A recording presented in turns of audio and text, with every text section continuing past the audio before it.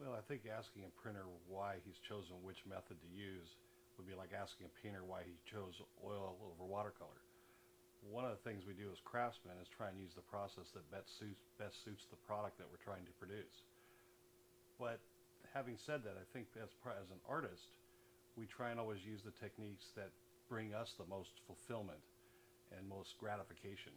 And letterpress doesn't look like anything else. It's amazing. And when you do things that people get their hands on and they're like, wow, how did you do that?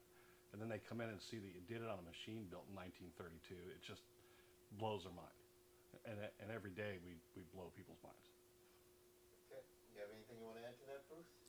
Well, yes, I think the 3D fact that you get with the letterpress, it's not just ink on the paper. It's not like a Xerox or anything like that, but it's actually when you get it and you have the 3D and you can look at it and you can feel it. It's the texture too and everything that goes along with it.